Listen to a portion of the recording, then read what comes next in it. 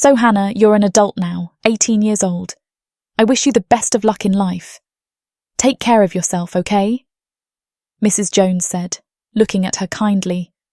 Hannah had been at the orphanage for the last 10 years, and today she was finally leaving. Thank you, Mrs. Jones. I really appreciate it. By the way, I have one last request. Did I get a letter from him? Could you please check for me? She asked. All right, let me see what we have here, Mrs. Jones responded, starting to sift through the letters. After a moment, she looked up and said, Sorry, my girl, there's no letter from him. Feeling a pang of sadness, Hannah started packing her belongings. At least she had a place to stay, her parents' house in the small town where she grew up.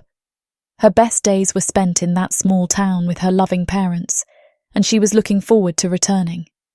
But those happy days were cut short when her parents died in a car accident, forcing her to leave home and move to the orphanage.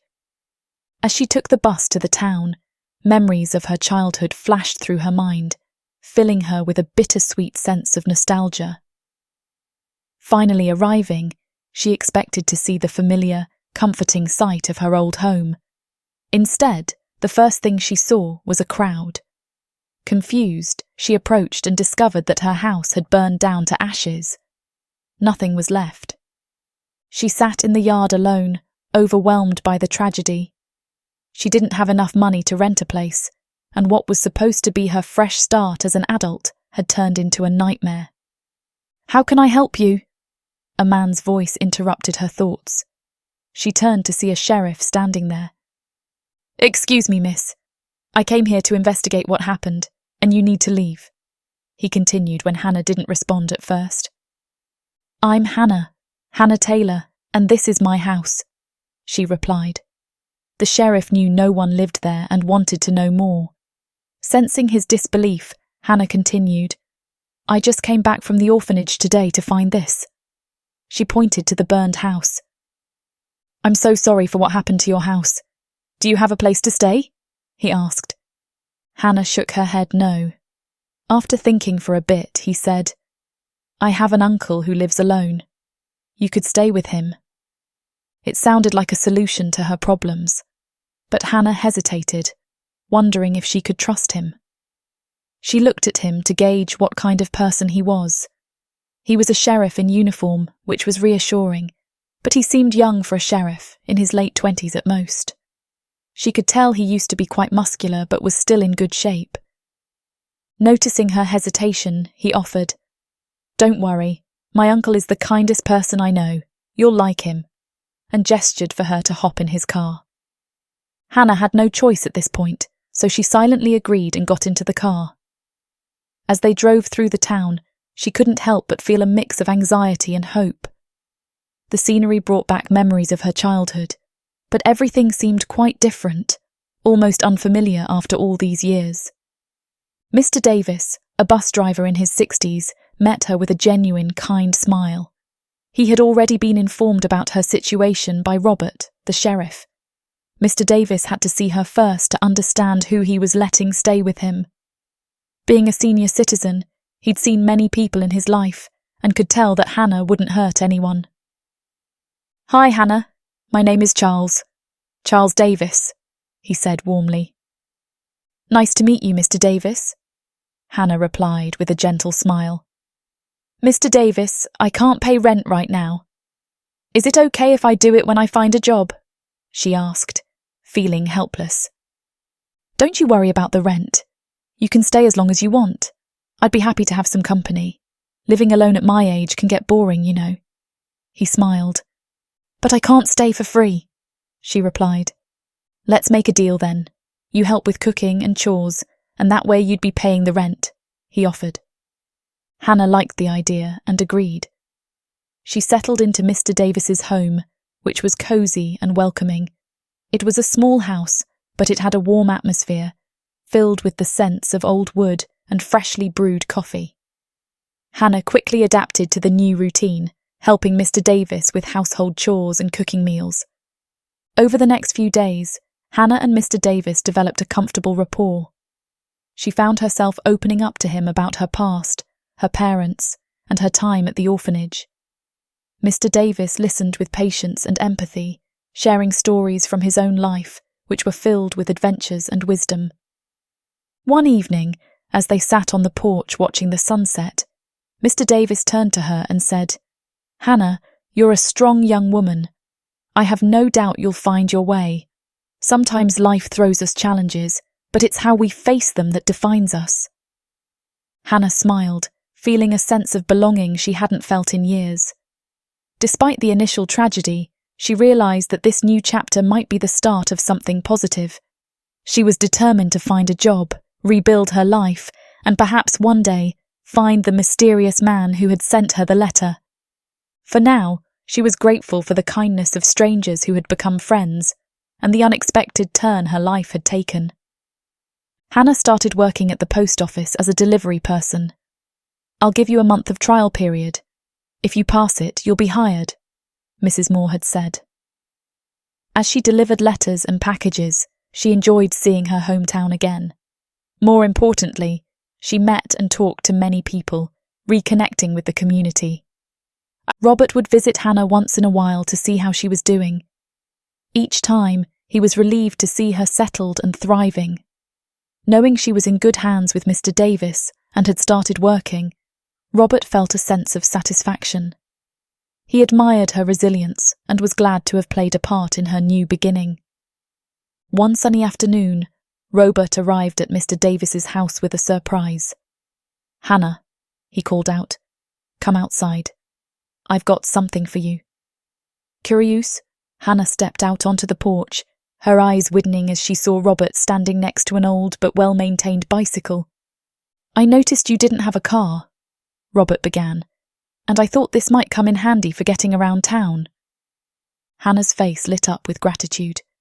"This is amazing. Thank you so much," she exclaimed, practically bouncing on her feet.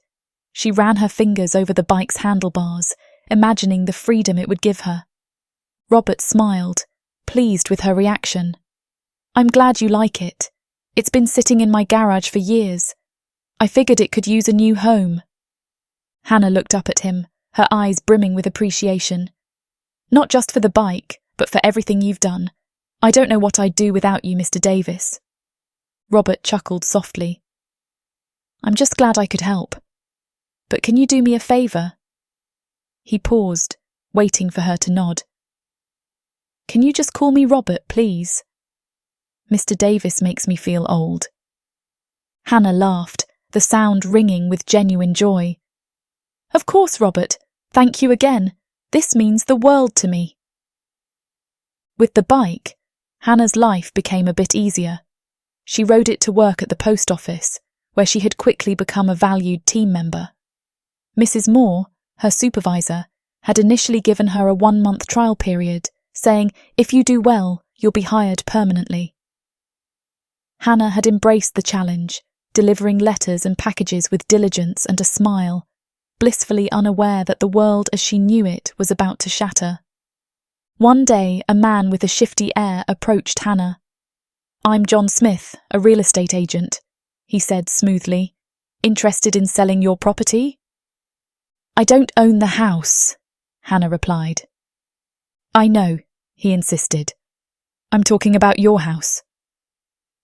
An uneasy feeling crept over Hannah, and she politely declined his offer. "You'd make a pretty penny," the man persisted, handing her his business card. "Let me know if you change your mind." Brushing off the strange encounter, Hannah returned to her work. As she was delivering a package, she struggled to locate the correct address. Spotting an elderly woman sitting on a nearby porch, she decided to ask for help. "Excuse me, ma'am, can you help me find this address?" Hannah asked politely. The old lady looked up, her eyes twinkling with curiosity. "Are you the new post delivery girl?" she asked. Hannah nodded with a gentle smile. "Yes, I am. My name is Hannah." The old lady's face softened with a kind smile. "Do you have any letters for me today?" "What's your name, and who are you expecting a letter from?" Hannah inquired, ready to check her bag. "My name is Lauren Wilkins, and I'm expecting a letter from my grandson, Ethan," the old lady replied, her voice filled with hope. At the mention of Ethan's name, Hannah froze. Could it be the same Ethan who had written to her all those years? Trying to mask her surprise, she quickly shuffled through the letters. There was no letter addressed to Mrs. Wilkins from Ethan. "I'm sorry, Mrs. Wilkins. There's no mail for you today," Hannah said, feeling a pang of disappointment. Mrs. Wilkins sighed but smiled gently. "That's all right, dear. Maybe next time." Hannah continued her deliveries, but the name Ethan Wilkins kept occupying her thoughts. Was he the same guy? She needed to find out, but didn't know how. A few days later, Hannah encountered Mrs. Wilkins again. This time the old lady was tending to her garden. "Hello, Mrs. Wilkins," Hannah greeted, trying to sound casual. Mrs. Wilkins looked up with a warm smile. "Hello, Hannah. How are you today?" "I'm well, thank you. I was just wondering how you're doing," Hannah replied, genuinely interested. "I'm doing fine, dear. Just keeping myself busy," Mrs. Wilkins said, then added, "Would you like to come in for some tea?" Hannah accepted the invitation. As they sat in Mrs. Wilkins's cosy living room, they began to talk.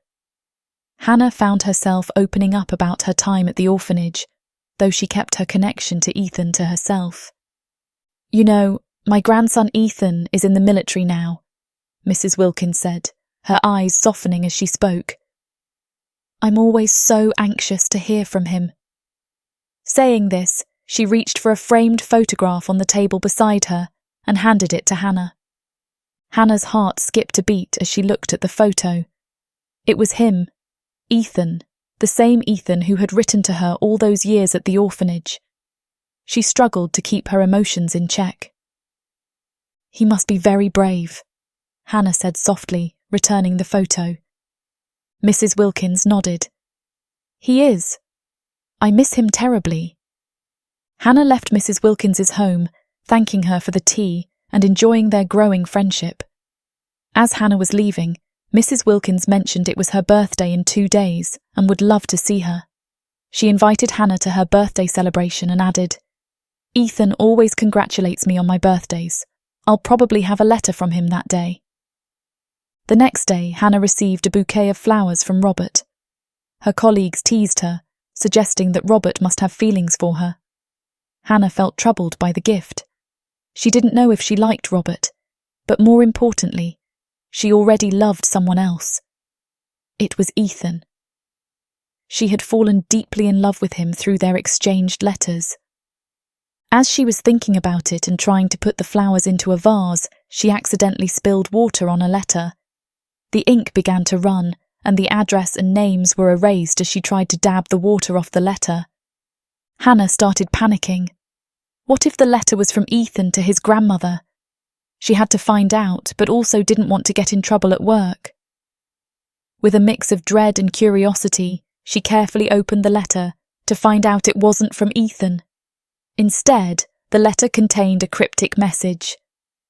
"Dear Mrs. Wilkins, the truth about Ethan's disappearance is closer than you think. Trust the girl with the blue bicycle. She will lead you to him." A friend! Hannah stared at the letter, her heart pounding. What did this mean? Who was this friend? And what did they know about Ethan? And why was she mentioned in the letter? Her mind raced with questions.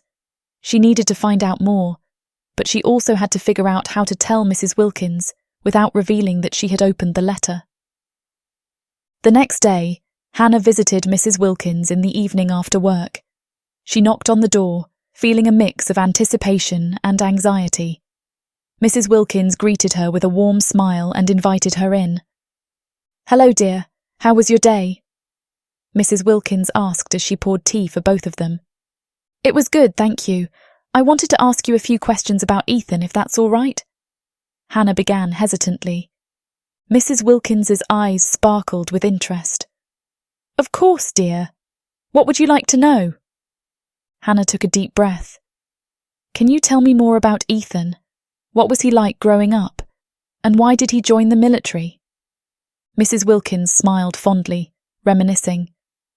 "Ethan was always a brave and adventurous boy. He loved exploring and helping others. Joining the military seemed like a natural path for him. He wanted to make a difference, to protect people. Hannah nodded, absorbing every word. She felt a deep connection with Ethan, even though they had never met in person. Did he ever talk about his experiences in the military? Did he mention any close friends or places he went? Mrs. Wilkins's expression turned sombre. He wrote about some of his experiences, but not in much detail. He mentioned a friend named David, who he was very close to. But after a while the letters stopped coming. I always feared the worst, but I never got any official news about him. Hannah's heart ached for Mrs. Wilkins. She decided it was time to mention the mysterious letter. Mrs. Wilkins, I found a letter today that I couldn't make sense of. It wasn't from Ethan, but it mentioned him. It was very cryptic. Mrs. Wilkins' eyebrows knitted in concern. What did it say? Hannah handed over the letter, watching as Mrs. Wilkins read it carefully. The old lady's face paled as she reached the end. This is unsettling. Who could have sent this? And why? Hannah decided to seek Robert's help. I think we should take this to Robert. He might know what to do. The following day, Hannah visited Robert at his workplace. Omitting her connection to Ethan, she recounted the story and handed him the letter. When he saw the letter, his expression grew serious. We need to investigate this. I'll look into it and see if I can find any leads. Mrs. Wilkins mentioned a strange encounter, Robert added. A man asked if she was selling her house, which she wasn't. She also told me a story about houses being burned down if the owners didn't agree to sell. Could it be connected? A man asked me the same question about my house, Hannah admitted. He seemed suspicious, but I doubt it's related. Older people sometimes tell exaggerated stories. You know how it is. They can get a bit carried away. Besides, this is about Ethan, and it doesn't seem like anything sinister is going on. Robert promised to investigate further and see where it led them. Reassured, Hannah departed. The next day, Robert visited Hannah at work. Hannah, I did some digging. There's a man named David who used to be close to Ethan. He lives on the outskirts of town. I think we should go talk to him. Hannah agreed, and they drove to David's house. Robert knocked on the door, and after a few tense moments, a dishevelled man opened it. Who are you? He demanded, his eyes darting nervously. We're here to talk about Ethan Wilkins, Robert said firmly. We know you were his friend. David's expression changed, a mix of fear and recognition. Ethan, is he in trouble? Hannah stepped forward. We believe he might be. Please, we need your help. David hesitated, then nodded and let them inside. The house was cluttered and dark, reflecting the turmoil in David's life. He gestured for them to sit. David talked about his past, explaining how he and Ethan had been close in the military but lost touch after Ethan left a year ago. I have no idea what happened to him. He just disappeared one day, and I haven't heard from him since. Hannah felt a wave of despair. She was so close to finding Ethan, yet now she faced a dead end. However, she wasn't ready to give up, feeling she was on the verge of finally meeting her love. Meanwhile, Robert was genuinely happy spending time with Hannah, but both of them tried to hide their feelings from each other. The next day, Hannah received another letter, but this time it was addressed to her. She opened it to find the next puzzle. Want to find Ethan? Go to this club in the city, but come alone. It included an address. Determined to find her love, Hannah decided to take a bus to the city. While waiting at the bus stop, Robert stopped his car upon seeing her. Where are you headed, Hannah? He asked, trying to keep the conversation casual.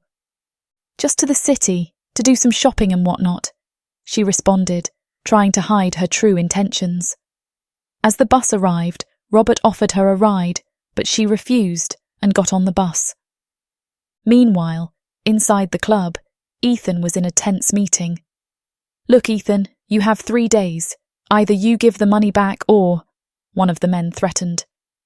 I'll give it back, trust me, Ethan reassured them, though he was deeply troubled. He had lost money gambling and was desperate to find a way out. The two men left, giving Ethan a 3-day deadline. Just then, Hannah entered the club. She saw Ethan sitting alone and immediately recognised him from the picture he had sent with one of his letters to the orphanage. "Ethan, hi," she said as she approached him, her heart pounding with anticipation. "Who the heck are you?" Ethan responded, his face etched with confusion. "I'm Hannah. Don't you recognise me?" she asked, her voice tinged with disbelief. "Look, Hannah, do I owe you money?" he asked, his tone guarded. "No, Ethan, I'm Hannah, from the orphanage, the girl from the letters," she explained, hoping he would remember. "Oh, sorry for being rude," Ethan said, his demeanour softening. "I thought you were one of those—" He trailed off, leaving the sentence unfinished. "Hannah, do you have any money? I'm starving," he asked, now looking at her with a mixture of recognition and desperation. Feeling a mix of relief at finding him and concern for his situation, Hannah nodded. Ethan ordered a steak and some alcohol, and they sat together, beginning a conversation that Hannah hoped would lead to understanding and perhaps a future together. "So, what do you do, Hannah?" Ethan asked while sipping his drink. "I'm a mail delivery girl," she replied with a smile. "Oh, nice. I've never had a delivery girl." He let the sentence hang, not finishing his thought. Hannah was on cloud 9, gazing at Ethan with love, barely registering his words. "Hannah, let me show you where I live," Ethan offered. She accepted, eager to learn more about him. At his place, Ethan offered her a drink. Hannah hesitated, but Ethan insisted. As they were sipping their drinks, Ethan received a phone call. He apologised and stepped away to answer it. "I told you, I'm going to sell my grandmother's house and the money will be yours, trust me," Ethan said into the phone. "We know where you live, where your grandmother lives, her friends. So do not even think about running away," threatened the voice on the other end. Ethan returned as if nothing had happened. "So, why aren't you visiting your grandmother? She's a lovely lady and loves you. She's been waiting for you," Hannah asked, her concern genuine. "See, I got kicked out of the military and I'm ashamed to go back. I can't unless I make it big here in the city," he explained calmly. Hannah's heart ached with concern for him, and she yearned to offer any assistance she could. But all she managed to say was, "Her birthday was just recently. I'm sure she'd be overjoyed to see you." "You know what? I'll be there in 2 days," Ethan suddenly decided. Hannah was thrilled, thinking about Mrs. Wilkins getting to see her grandson. As the night wore on, they talked about the letters. "You know, I just sent the letter there and you responded. That's how it all started," Ethan explained. "I'm happy that you did," Hannah replied. Sensing her feelings, Ethan leaned in and kissed her on the lips. Hannah was thrilled and responded with a passionate kiss, thinking, "Finally, I'm here with the man I love." As the night continued, Ethan's intentions became clearer, though Hannah remained blissfully unaware. They continued to talk, but Ethan's focus shifted subtly. He leaned closer, his touches becoming more intimate. Hannah, elated to finally be with the man she believed she loved, interpreted his advances as a natural progression of their newfound connection. Ethan suggested they move to the bedroom, offering her another drink. Hannah, still floating on a cloud of happiness, agreed without hesitation. In the dim light of his room, Ethan's charm was captivating, and Hannah's guard was completely down. They sat on the edge of the bed, Ethan's hand tracing patterns on her back. He kissed her, first gently, then with increasing passion. Hannah responded eagerly, her dreams seemingly coming true. She didn't notice the slight edge of calculation in Ethan's eyes, or the way he subtly guided their interaction. "Hannah," he whispered between kisses, "I've wanted this for so long." Hannah's heart raced. She felt desired and cherished, her years of longing and loneliness fading in the warmth of Ethan's embrace. She didn't question the rapid pace or the urgency in his actions. As the night wore on, Ethan's true motives remained hidden beneath a facade of tenderness. To Hannah, it felt like the culmination of a fairy tale, but to Ethan, it was a means to an end. He saw an opportunity to exploit her affection, thinking only of his immediate desires and needs. Afterward, as they lay tangled in the sheets, Hannah's thoughts were filled with dreams of a future together. She didn't see the fleeting satisfaction in Ethan's eyes, nor did she sense his growing impatience. She believed this was the start of something beautiful, unaware of the painful reality that lay beneath Ethan's charming exterior. In the quiet moments before sleep, Hannah whispered, "I'm so glad I found you, Ethan." Ethan smiled, a smile that didn't quite reach his eyes. "Me too, Hannah. Me too." As Hannah drifted into a contented sleep, Ethan stared at the ceiling, his mind already planning the next step, leaving Hannah blissfully ignorant of the truth that she was merely a pawn in his game.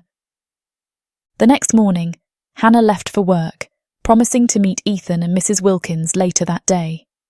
Ethan, maintaining his facade, kissed her goodbye and assured her he would be there. Hannah was elated, feeling like the happiest person on earth. She delivered her mail with a wide smile, greeting everyone cheerfully. In the evening, Hannah went straight to Mrs. Wilkins' house to share the good news. Mrs. Wilkins thanked her profusely for finding her grandson. Next day, together, they went to the bus station to meet him. When Ethan arrived, he kissed and hugged his grandmother warmly, only offering a brief greeting to Hannah.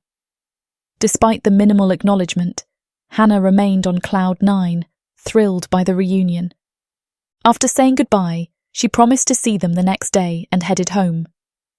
Upon arriving, she found Robert waiting for her. "Where have you been, Hannah?" he asked, his concern evident. "At work," she replied. "No, I mean yesterday. You didn't come home. I was terrified thinking something might have happened to you," Robert said, his genuine worry showing. "Oh, I stayed in the city to see some sights. Now I'm back and everything is just fine," Hannah responded with a wide smile. Robert, feeling confused but relieved, said, "I'm glad you're safe and sound." He then left, still puzzled by her unusual behaviour, but reassured by her apparent happiness. The next morning, Ethan began searching for the house's papers, ready to sell it. As he found the documents, his grandmother entered the room. "What are you doing, Ethan?" she asked, her concern growing as she saw the papers in his hand. "I need money, Grandma. I need to get a loan using this," he replied, showing her the papers. Mrs. Wilkins felt a surge of worry, fearing he was in trouble. "I have money in the bank. Let me help you," she offered. "No, I need way more than what you have."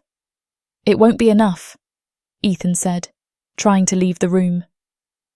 Mrs. Wilkins, increasingly worried, tried to stop him. "Where will we live then, Ethan?" "You'll still stay here, Grandma. Don't worry about it. I'll fix it later, trust me," he said, pushing past her. At that moment, Hannah entered and saw Ethan pushing his grandmother. She couldn't believe her eyes. This wasn't the Ethan she loved. The image she had of him in her mind shattered. "Get out of my way, Hannah! I gotta go now!" Ethan snapped, trying to leave. Just then, his phone rang. "We're waiting outside," the voice said. "There's Hannah here, but I'm coming out," Ethan replied. Hannah stood in shock as Ethan stormed out. She followed him and saw two men sitting in a car. She recognised one of them as the same guy who had approached her about selling her property. Ethan got into the car and they sped off. Hannah heard a noise inside the house and ran back. Mrs. Wilkins was lying on the floor, having a heart attack. Panicking, Hannah called 911. Right after she called Robert, her voice trembling as she recounted the events and provided the plate number of the car Ethan had escaped in. Robert assured her he would handle it and swiftly contacted the authorities. The ambulance arrived quickly, and paramedics rushed Mrs. Wilkins to the hospital. Hannah rode with them, holding Mrs. Wilkins's hand, praying she would be okay. Her mind was reeling from the events of the morning, struggling to reconcile the man she thought she loved with the person she had seen. Meanwhile, the car carrying Ethan and the two men sped down the streets of the town. In their haste to escape, they narrowly avoided hitting a bus. However, in the process, they lost control of the vehicle and veered off the road, plunging into the nearby river. Robert arrived at the scene just as Mr. Davis, the bus driver, emerged, holding a gun to protect the passengers and himself from any potential threat. With the help of Robert and other responding officers, they quickly captured Ethan and the two men as they scrambled to get out of the sinking car. The situation was tense but under control, thanks to Mr. Davis's bravery and quick thinking. Robert handcuffed Ethan, who looked defeated and resigned. The two men were also apprehended and taken into custody.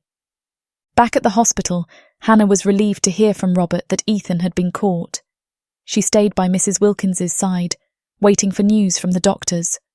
Her heart was heavy with the realization of Ethan's true nature, but she was grateful that justice had been served and that Mrs. Wilkins would hopefully recover. "Sure, here's the revised continuation with your changes." As Mrs. Wilkins regained consciousness, Hannah breathed a sigh of relief. The doctors assured her that Mrs. Wilkins would be okay, though she needed to rest. Feeling a mix of gratitude and concern, Hannah stepped out of the hospital room to call Robert. "Robert, do you have any news about Ethan and those two men?" she asked, her voice shaky. "They're being questioned now, Hannah," Robert replied. "I'll contact you as soon as I have more information." The next day, Robert visited Hannah at Mr. Davis's house. She invited him in, and they sat down in the cosy living room. "Hannah," Robert began, his tone serious yet reassuring, "we've found the men who burned down your house. It was those two men with Ethan. Apparently they did it to buy properties for cheap later on. That's their business model. We've found documents linking them to other houses in other towns. They're in prison now, and I'm confident they'll be going to jail for a long time." Hannah felt a rush of emotions, relief, anger, and sadness. "Is Ethan connected to these scammers?" she asked, her voice barely above a whisper. Robert sighed. "We don't know for sure yet, but it's likely he is. We're still investigating." Hannah's heart sank further. She needed to tell Robert the truth about Ethan and her feelings, but just as she was about to speak, Mr. Davis walked into the room, sensing the heavy atmosphere. "Is everything all right?" he asked, his kind eyes filled with concern. Hannah forced a smile. "Yes, Mr. Davis. Robert was just updating me on the situation. The men who burned down my house are in prison now." Mr. Davis nodded, his expression a mix of relief and sympathy. "Good to hear. You have a home here as long as you need, Hannah." Hannah felt a wave of gratitude. "Thank you, Mr. Davis. You've been so kind to me." Robert, picking up on the unspoken conversation, said, "Hannah, if you need to talk more, I'll be around. You're not alone in this." Hannah nodded, appreciating his support. "Thank you, Robert. I might take you up on that." As the days passed, Hannah focused on her work at the post office and helping Mrs. Wilkins during her recovery. The town rallied around her, offering support and kindness. Despite the heartbreak, Hannah found solace in the genuine connections she was building. One evening, as she sat with Mrs. Wilkins, they talked about Ethan. "Thank you for trying to help him, Hannah," Mrs. Wilkins said softly. "You have a good heart." "I just wish things had turned out differently," Hannah replied, her voice tinged with sadness. "Sometimes people lose their way," Mrs. Wilkins said gently. "But you mustn't let this harden your heart. There are still good people in the world." Hannah nodded, taking comfort in Mrs. Wilkins' words. She knew she had a long road ahead, but she wasn't sure if she would ever find happiness. She left Mrs. Wilkins's house thinking if she was ready to move on, to trust a man again. The night air was cool, and the stars shone brightly above her, casting a gentle glow over the quiet streets. Hannah walked slowly back to Mr. Davis's house, her mind swirling with thoughts and emotions. As she approached the house, she saw Robert waiting for her on the porch. He stood up as she came closer, his expression serious but kind. "Hey, Hannah," he said softly. "I was hoping we could take a walk and talk." Hannah nodded, grateful for his presence. They walked in silence for a while, the only sounds the rustling of leaves and the distant chirping of crickets. Eventually they reached a small park, and Robert led her to a bench. Hannah took a deep breath. "Robert, there's something I need to tell you. About Ethan. And my feelings." Robert turned to her, his eyes gentle and understanding. "I'm listening." She took another deep breath, gathering her courage. "Ethan and I exchanged letters while I was at the orphanage, and I fell in love through those letters, and I thought he was the one, someone I could trust. I went to the city to find him, and we spent a night together."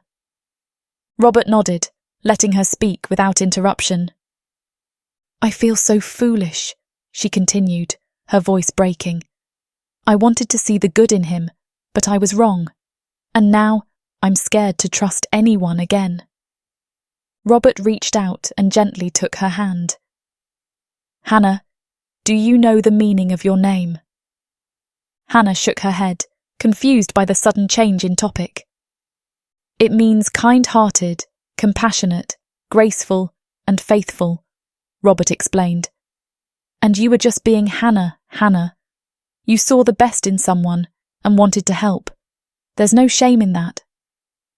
Tears welled up in her eyes, and she squeezed Robert's hand. "Thank you, Robert. I needed to hear that." He smiled warmly. "You have a good heart, Hannah. Don't let this experience change that. Trust will come with time, and you'll find someone who deserves your kindness and love." He said these words sincerely, but inside, he was struggling with his own feelings. Robert was deeply in love with Hannah, but he didn't know how to tell her about it. They sat in silence for a moment, the weight of her confession lifting slightly. Hannah felt a flicker of hope. She wasn't alone, and maybe, just maybe, she could learn to trust again. As they walked back to Mr. Davis's house, Hannah felt a sense of peace settling over her. She knew the road ahead would be challenging, but with friends like Robert by her side, she believed she could navigate it. And for the first time in a long while, she felt ready to face whatever the future held. As the weeks passed, Hannah continued to work at the post office and help Mrs. Wilkins during her recovery. Robert checked in on her regularly, offering his support and friendship.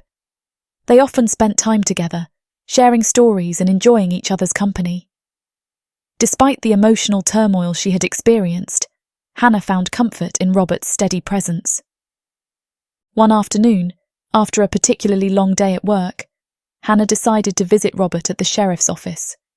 She brought him a coffee as a small token of appreciation for everything he had done for her. "Hey, Robert," she greeted him with a smile as she entered his office. Robert looked up, surprised but pleased to see her. "Hi, Hannah, this is a nice surprise." "I thought you could use a break," she said, handing him the coffee. "Thanks," he said, taking a sip. "It's perfect. How are things going with you?" Hannah sat down across from him, her smile fading slightly. "It's been tough, but I'm getting through it. I couldn't have done it without you, Robert."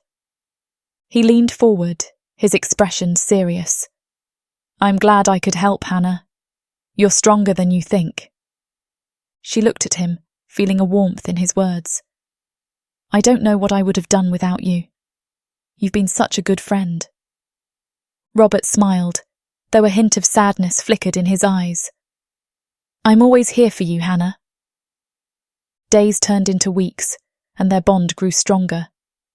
They went for walks, shared meals, and talked about their dreams and fears. Hannah began to see Robert in a different light, appreciating his kindness, patience, and the quiet strength he exuded. One evening, after a beautiful sunset walk, they sat on a bench overlooking the town.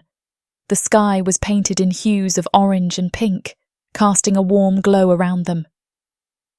"Robert," Hannah began hesitantly, "I've been thinking a lot lately. About everything that's happened and about us." Robert's heart skipped a beat. He turned to her, his eyes searching hers. "What about us?" Hannah took a deep breath. "I realised that I've been so focused on the past and my feelings for Ethan that I never really opened my eyes to what's right in front of me. You've been my rock, Robert, and I think I might be ready to move on, to trust again." Robert's heart swelled with hope. "Hannah, I've wanted to tell you something for a long time. I didn't know how to say it because I didn't want to pressure you, but I care about you deeply, more than just a friend." Hannah's eyes widened, her heart pounding. "You do?" He nodded, his gaze unwavering. "Yes, Hannah. I've been in love with you for a while now, but I wanted you to come to it in your own time, in your own way." A tear slipped down Hannah's cheek as she reached out and took his hand. "Robert, I never saw it before, but now I think I feel the same way." Robert's face lit up with a smile. He gently wiped away her tears and leaned in, pressing his forehead against hers. "Hannah, you have no idea how happy that makes me." They stayed like that for a moment, soaking in the new reality of their feelings. Finally, Robert spoke. "Would you like to go out with me, on a real date?" Hannah smiled, her heart feeling lighter than it had in a long time. "I'd love that, Robert." Their first date was simple but perfect. They went to a small, cosy restaurant in town, enjoying a meal filled with laughter and deep conversation. They walked hand in hand through the park afterward, the connection between them growing stronger with each passing moment. As they sat on the same bench where they had confessed their feelings, Robert looked into Hannah's eyes and said, "You mean the world to me, Hannah. I'm so glad we're here together." Hannah leaned in, resting her head on his shoulder. "Me too, Robert. Me too." And so their journey together began. With every step they took, they discovered new layers of each other's hearts, building a love founded on trust, respect, and the deep friendship that had always been the cornerstone of their relationship. As Hannah and Robert's relationship blossomed, they found themselves growing closer each day. One evening, as they were sitting on the porch of Mr. Davis's house, Hannah felt the need to clear up one last lingering question. "Robert," she began, her voice thoughtful, "there's something that's been bothering me. Those letters. Who do you think sent them to me?" Robert looked at her, his expression serious. "I've been waiting for the right time to tell you. I have the answers." Hannah's heart quickened. "What do you mean?" Robert took a deep breath. "Those two men who burned down your house. They had a plan. They wanted to buy your house for cheap after it burned. When you first arrived in town, one of them overheard our conversation. They saw an opportunity and decided to manipulate the situation." Hannah listened intently, her eyes wide with shock and curiosity. "It was a coincidence that you visited Mrs. Wilkins and became friends with her," Robert continued. "But those men saw it as another opportunity. They wanted her house for free, too. They deceived Ethan, letting him win at poker initially, then making him lose everything. That's when they came up with the plan involving the letters." Hannah's heart sank. "So they used Ethan to get to me and Mrs. Wilkins?" Robert nodded. "Yes, they wanted to sound nice at first, building trust through the letters, but their ultimate goal was to threaten and acquire the houses. They planned to use those letters to manipulate you and Mrs. Wilkins into selling the properties for next to nothing." Hannah felt a mix of anger and relief. "I can't believe they went to such lengths. But how did you find all this out?" Robert took her hand, squeezing it gently. "During the investigation, we found evidence, letters, notes, and recordings. They had detailed plans for both properties. Once we caught them, They confessed to everything. Hannah sighed, feeling a weight lift off her shoulders. Thank you, Robert, for everything. I don't know what I would have done without you. Robert smiled warmly. You don't have to thank me, Hannah. I'm just glad it's over and that we can move forward. With the mystery unravelled and the culprits behind bars, life began to settle into a peaceful rhythm for Hannah. She continued to work at the post office, where she was now a valued and loved member of the team. Her relationship with Robert grew deeper and stronger, filled with laughter, support, and love. One sunny afternoon, Robert and Hannah decided to take a trip to the countryside for a picnic. They found a beautiful spot by a serene lake, surrounded by wildflowers and the gentle rustle of trees. They spread out a blanket and enjoyed a delicious meal, talking about their dreams and plans for the future. As the sun began to set, casting a golden glow over the landscape, Robert took Hannah's hand and looked into her eyes. Hannah, I've been waiting for the right moment to ask you something. Hannah's heart fluttered with anticipation. What is it, Robert? He reached into his pocket and pulled out a small velvet box. Opening it to reveal a beautiful ring, he said, Hannah, will you marry me? I want to spend the rest of my life with you, loving and supporting you. Tears filled Hannah's eyes as she smiled brightly. Yes, Robert, of course I'll marry you. Robert slipped the ring onto her finger, and they shared a heartfelt kiss, sealing their promise to each other. They stayed by the lake, watching the stars appear in the sky, feeling a deep sense of contentment and joy. Their wedding was a beautiful, intimate affair, held in the town where their journey together had begun. Friends and family gathered to celebrate their love, filling the day with laughter, music, and heartfelt toasts. As they danced under the twinkling lights, Hannah whispered in Robert's ear, Thank you for being my rock, for helping me trust and love again. Robert smiled, holding her close. Thank you for being my heart, Hannah. Together, we can face anything. With their hearts intertwined and their future bright, Hannah and Robert embarked on a new chapter of their lives. Surrounded by the love of their community and the promise of endless adventures, they knew that their love story was just beginning, and it would be filled with happiness, trust, and unwavering support. Epilogue. Closure. A few months after their wedding, Hannah and Robert were sitting in their favourite cafe, enjoying a quiet afternoon together.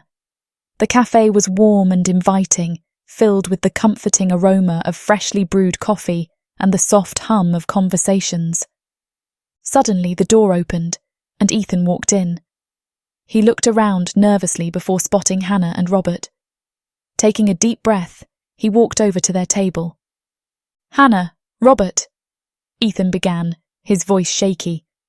Can I talk to you for a moment? Hannah exchanged a glance with Robert, who nodded reassuringly. Sure, Ethan. Have a seat, she said calmly. Ethan sat down, his eyes filled with regret. I owe you both an apology. I got mixed up with those men and made terrible decisions. I never wanted to hurt you, Hannah. I'm truly sorry. Hannah looked at him, her expression softening. Ethan, I appreciate your apology.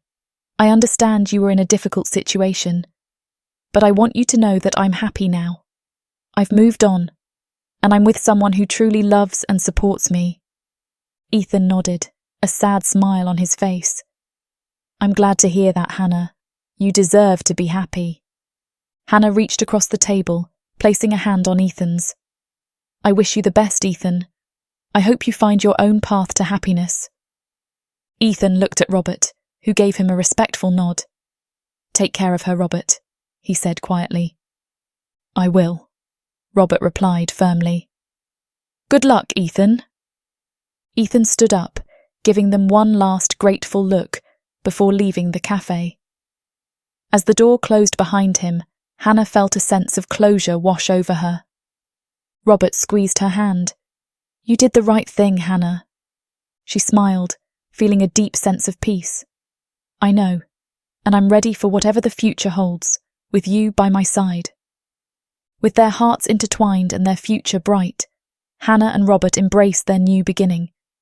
Surrounded by the love of their community and the promise of endless adventures, they knew that their love story was just beginning, and it would be filled with happiness, trust, and unwavering support. Thank you for watching. If you enjoyed this story, don't forget to like this video and subscribe to our channel for more amazing content. We'd love to hear your thoughts, so please comment down below and share your favourite part of the story. And don't forget to share this video with your friends and family to spread the love. Stay tuned for more heartwarming tales and exciting adventures. See you in the next video.